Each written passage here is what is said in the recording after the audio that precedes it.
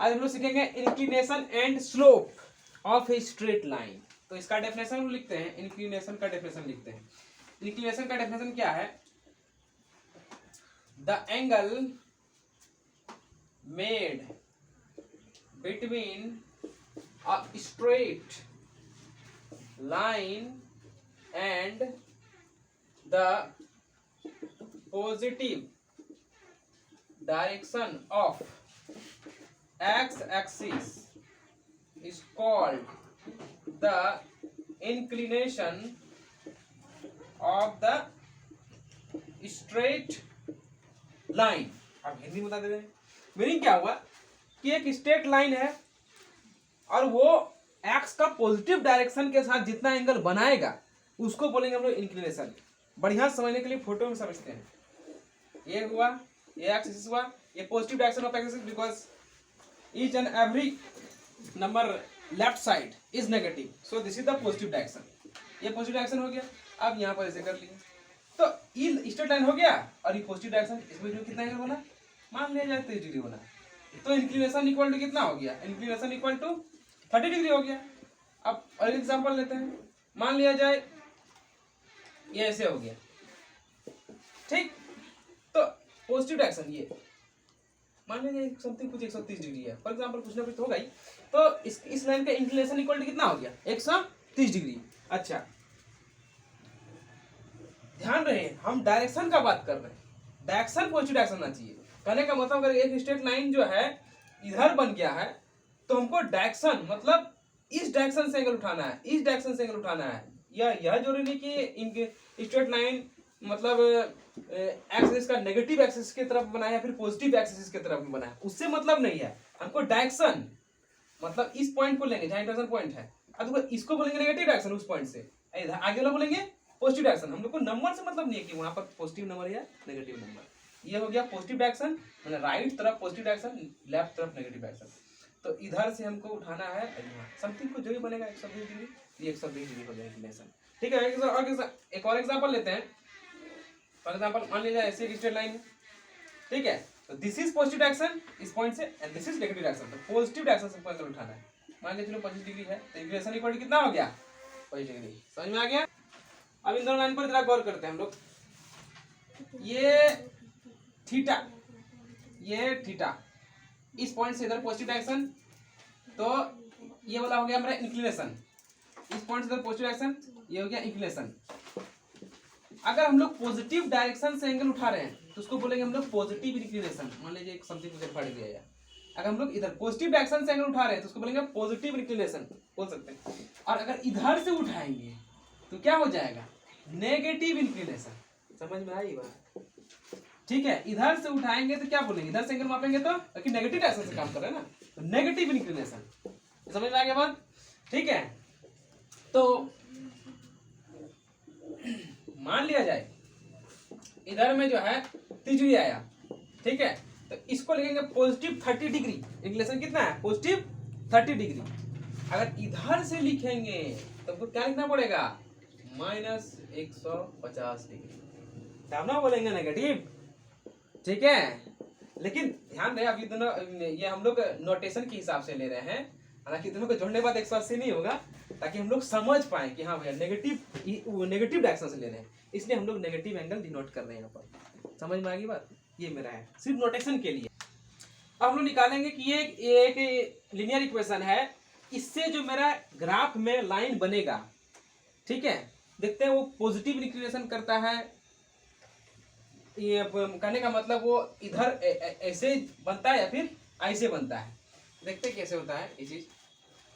तो हम लोग क्या करेंगे यहाँ पर 2y इक्वल टू 5 - 3x। पहले हम लोग देखेंगे कि इसका ग्राफ किसे बनाते हैं। तो सिंपली ये तो बताया जा चुका है, पिछले वीडियो में लोग देख सकते हैं। 5 - 3x/2। उसके बाद हम लोग क्या करेंगे, मतलब करना क्या है, x या y को किसी एक को जो है डिपेंडेंट वेरिएबल बनाना है या फिर इन शॉर्ट अकेला करना है। अब क्या करना है हमको, x y कोई भी उनको दो ठो कोऑर्डिनेट हमको पता करना है। तो ऐसे हम लोग चूंकि ये इंडिपेंडेंट है, ये डिपेंडेंट है। इंडिपेंडेंट के हम लोग कुछ भी रख सकते हैं। हम मेरा मन हुआ 1 रखने के लिए 1 रख दिए। 5 में 3 गया 2 और 2 भगा 2 1, ठीक है। अब मान लिया जाए हमको मन हुआ 3 रखने का, तो कितना हो गया 3 3 9 इज -4/2 -2 इतना आ गया 2 पॉइंट मतलब कोटेक्स कितना आ गया 1 1 पहले एक्स का बाद में वाई का पहले एक्स का बाद में वाई का। अब हम लोग ग्राफ खींचेंगे इस चीज का तो कैसे खींचाएगा 1 1 1 1 मान लीजिए 1 और 1 यहाँ पर कहीं कुछ हुआ 1 1 मतलब कितना है 3 - 2 इधर का 3 यहाँ पर पूछा जाना चाहिए और -2 यहाँ पर पूछा जाना चाहिए। तो 3 - 2 जो है इधर पूछा गया दैट इज ये हो गया 3 - 2। अब क्या करना है ये जो 2 पॉइंट मिला ये दोनों पॉइंट को जो है एकदम सीधा स्केल का है मदद से एकदम सीधा सपट्टा मिला देना है। तो ये जो बन गया मेरा इस लीनियर इक्वेशन का जो है ग्राफिकल रिप्रेजेंटेशन हो गया। अब यहाँ पर हम लोग देख सकते हैं कि ये वाला ये हो गया पॉजिटिव इंक्लिनेशन। इसका हम लोग माप सकते हैं कितना डिग्री होगा कुछ ना कुछ होगा क्योंकि देखिए ये इंटरसेक्शन पॉइंट हो गया। इंटरसेक्शन पॉइंट से उधर क्या हो जाएगा पॉजिटिव डायरेक्शन इधर हो जाएगा नेगेटिव डायरेक्शन। तो हम लोग पॉजिटिव डायरेक्शन से उठा रहे हैं ये पॉजिटिव कुछ ना कुछ तो डिग्री आएगा नहीं मान के चलिए 120 फॉर एग्जाम्पल कुछ ना कुछ आएगा अल्फा और इधर से कुछ ना कुछ आएगा जो भी इधर लेंगे हम लोग को नेगेटिव कुछ लेना पड़ेगा नेगेटिव थीटा। ठीक है मतलब इधर से हम लोग इधर से एंगल मापेंगे तो नेगेटिव मापेंगे इधर से एंगल मापेंगे पॉजिटिव डायरेक्शन से पॉजिटिव इधर से एंगल मापेंगे तो नेगेटिव।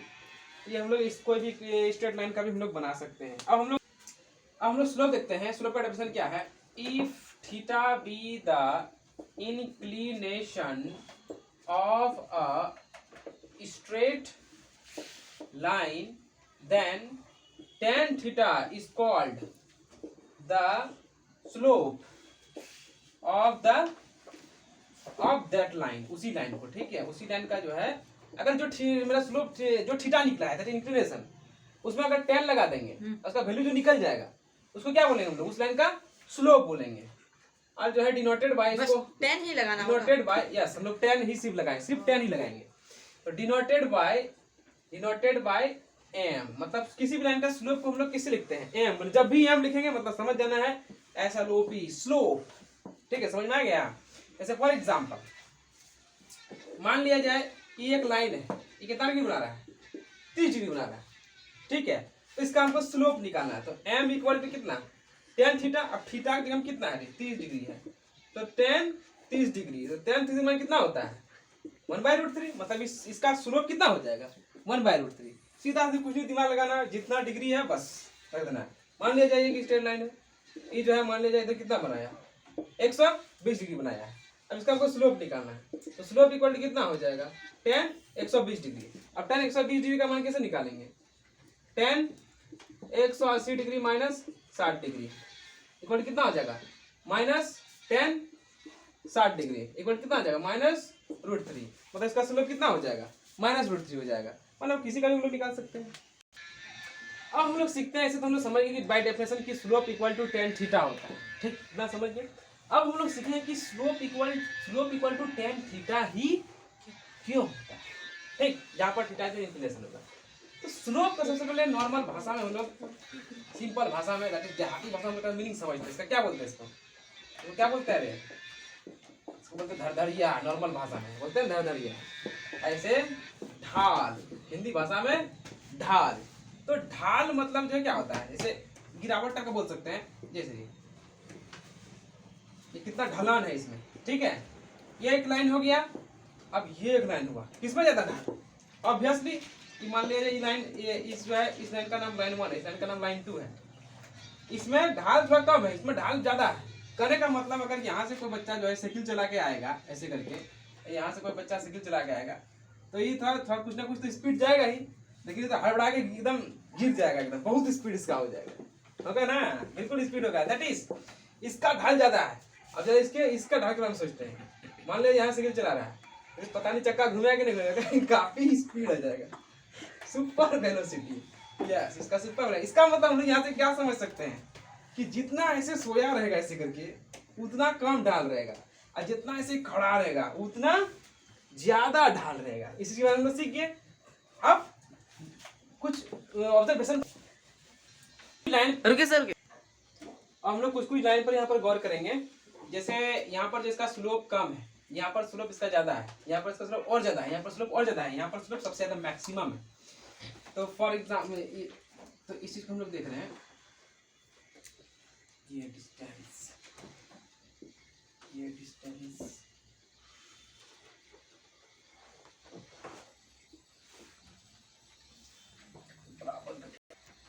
तो यहाँ पर हम लोग क्या देख रहे हैं,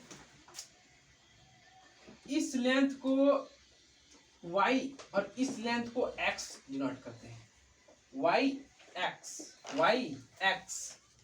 ये y ये x, इसमें तो पूरा ट्रायंगल ही मतलब सट जाएगा, पूरा ट्रायंगल मतलब y और x तो एकदम बहुत बहुत इक्वल टू 0 के बराबर में हो जाएगा। ठीक है, अगर मान लीजिए कुछ ट्रायंगल बनाएंगे तो नियरली इक्वल टू 0 हो जाएगा। ठीक, अब क्या देख रहे हैं यहाँ पर, जैसे यहाँ पर जो है जो स्पीड होगा तो ऐसा बहुत कम स्पीड होगा, यहाँ पर क्या होगा स्पीड थोड़ा और ज्यादा चल जाएगा, यहाँ पर स्पीड क्या होगा भयंकर स्पीड भाग जाएगा, और यहाँ पर स्पीड जो होगा एकदम बहुत स्पीड आ जाएगा, दैट इज, और यहाँ पर जो स्पीड होगा वो काफी ज्यादा स्पीड होगा, मतलब जितना ज्यादा स्पीड उतना ज्यादा स्लो। ठीक है, तो यहाँ पर हम लोग क्या देख रहे हैं कि स्लोप इस वाई डिस्टेंस पर दिमाग लगाते हैं। वाई डिस्टेंस पर मान लिया जाए कि ये मेरा जो है ये एक मेरा कोई भी पटरा है, ठीक है, ये मैं समझू कुछ वाई डिस्टेंस पर है। ठीक, अब क्या किए इस पटरा को जो है ऐसा ऐसे ऊपर उठा दिए, ठीक, और यहाँ पर कुछ आ गया, वो ये वाई क्या हो गया बढ़ गया, तो क्या हुआ इसका स्लोप तो बढ़ गया, फिर थोड़ा सा और वाई बढ़ाते रहे, तब और ज्यादा स्लोप ना बढ़ गया। ठीक है, अब इसको बहुत ज्यादा उठा देंगे तो क्या हो जाएगा पटरा झूल जाएगा, मतलब भयंकर स्लोप हो जाएगा। इसका मतलब हम लोग क्या देख रहे हैं कि slope is directly proportional to Y, अर्थात वाई बढ़ेगा तो स्लोप भी बढ़ेगा। ठीक, अब दूसरा कंडीशन देख लेते हैं हम लोग। एक ये डिस्टेंस मेरा x है, ठीक, अब क्या कर रहे हैं ये मेरा ये इस बार ये मेरा पट रहा है, तो इस पट्टे को थोड़ा घिसका के हम लोग यहाँ पर लेंगे। ठीक, यहाँ पर ऐसे कुछ बन जाएगा, तो क्या हुआ अब x क्या है, x मेरा इतना दूरी का डिस्टेंस था, पहले x इतना था तो ये स्लोप था, अब x घटा दिए तो ये स्लोप बन गया। देख सकते हैं यहाँ पर स्लोप क्या हो गया बढ़ गया है। अब फिर जो है यहाँ पर क्या हुआ, यहाँ पर और स्लोप बढ़ गया, अगर और इसको घिसका के इधर ले आएंगे तो और x कम कर देंगे तो और x कम कर देंगे तो और ज्यादा चले जाएगा ये। इसका मतलब हम लोग यहाँ पर क्या देख रहे हैं कि slope is inversely proportional to x, क्योंकि हम लोग x को घटा रहे हैं तब स्लोप तो बढ़ रहा है, that is this is inversely proportional to x। अब दोनों को हम लोग कंबाइन करेंगे तो हम लोग क्या मिलेगा, slope is directly proportional to, that is slope is proportional to y by x, दोनों चीज क्वांटिटी मल्टीप्लाई हो जाएगा। अब दिस इज इक्वल टू क्या हो जाएगा, slope equal to something k times y by x, something k times कितना y by x। अब k का हमको मान निकालना है, तो k का मान निकालने के लिए क्या करना पड़ेगा, हम लोग को स्लोप के लिए कुछ एक डेफिनेशन देना पड़ेगा। क्या कि हम लोग बोलेंगे when x and y both are equal, जब इक्वल होगा x और y दोनों इक्वल होगा, देन ये चीज हम लोग मतलब अपना एक्सियम दे रहे हैं, है कि नहीं, एजम्पशन कर रहे हैं, एक माने स्लोप का मेजरमेंट कैसे करना है कि जब x और y का मान जो बोथ जो है 1 हो जाएगा, देन स्लोप इक्वल टू हम लोग 1 लेंगे। ठीक है, ऐसा लेने पर देखते हैं कि का मान क्या आता है, तो y का मान भी 1 रख दें और f का मान भी 1 रख दें, तो क्या हो जाएगा स्लोप का मान 1 हो जाएगा, तो यहाँ 1 हो जाएगा, यहाँ k हो जाएगा, यहाँ 1 by 1 हो जाएगा, तो k का मान यहाँ से कितना निकलेगा 1 हो जाएगा। तो ऐसा ही जितना भी हम लोग स्लोप के बारे में जितना भी पढ़ते हैं, एक्चुअली होता है कि यहाँ पर स्लोप का जो मेजरमेंट होता है, मतलब स्टार्टिंग में डेफिनेशन के थ्रू से दिया गया कि हम लोग स्लोप बराबर 1 किसको मानेंगे। ठीक है, स्लोप बराबर 1 हम लोग उसको मानेंगे जब ये y डिस्टेंस और x डिस्टेंस जब दोनों क्या हो जाएगा बराबर हो जाएगा, तब हम लोग बोलेंगे कि उस लाइन का स्लोप क्या है 1 है। तो उसके हिसाब से यहाँ पर हम लोग k का मान निकालेंगे, तो स्लोप इक्वल 1 बिठा देंगे, कब जब y और x का मान 1, तो उसके हिसाब से k का मान 1 निकल गया। अब k का मान 1 निकल गया मतलब स्लोप इक्वल टू क्या फॉर्मूला निकला y by x, बिकॉज यहाँ 1 रखेंगे तो क्या हो जाएगा y by x, अर्थात स्लोप बराबर हमारा फॉर्मूला क्या निकला y by x, यहाँ से देख सकते हैं slope equal to y by x, y by x। मान लीजिए ये स्लोप जो है कुछ इंक्लाइंड है थीटा पर, ठीक, अब हम लोग बाय ट्रिग्नोमेट्री जानते हैं कि tan थीटा इक्वल टू क्या होगा परपेंडिकुलर बाय बेस होता है ना, तो कितना हो जाएगा y by x, यहाँ से देख सकते हैं y by x मैच कर गया, इसका मतलब स्लोप इक्वल टू क्या हो जाएगा tan थीटा हो गया। समझ में आ गया। अभी तक हम लोग स्लोप के बारे में पढ़ चुके थे, स्लोप का एक और भी नाम है ग्रेडियंट। ठीक, अब हम लोग पढ़ेंगे नया concept y intercept. y intercept क्या होता है, if a straight line passes through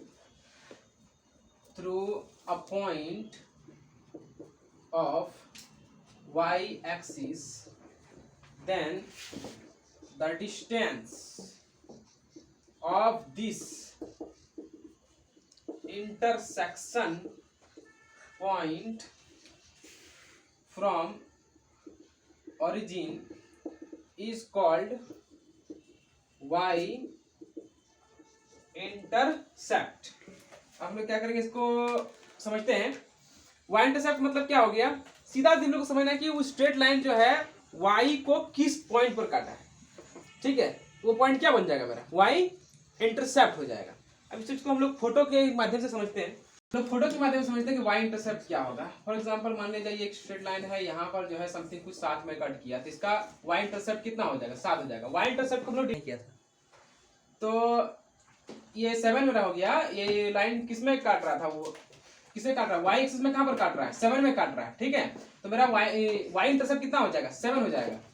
y intercept को हम लोग किसे नोट करते हैं, सीधे नोट करते हैं। एक और लाइन हम लोग समझते हैं। फॉर एग्जांपल मान लिया जाए ये समथिंग कुछ -3 में कट किया, ठीक है। y एक्सिस में कितना कट किया, -3 में कट किया, तो y इंटरसेप्ट क्या हो जाएगा, y इंटरसेप्ट दैट इज, इसको हम लोग सीधे नोट करते हैं, c से इक्वल टू -3 हो जाएगा, ठीक। ये बहुत इंपॉर्टेंट चीज है।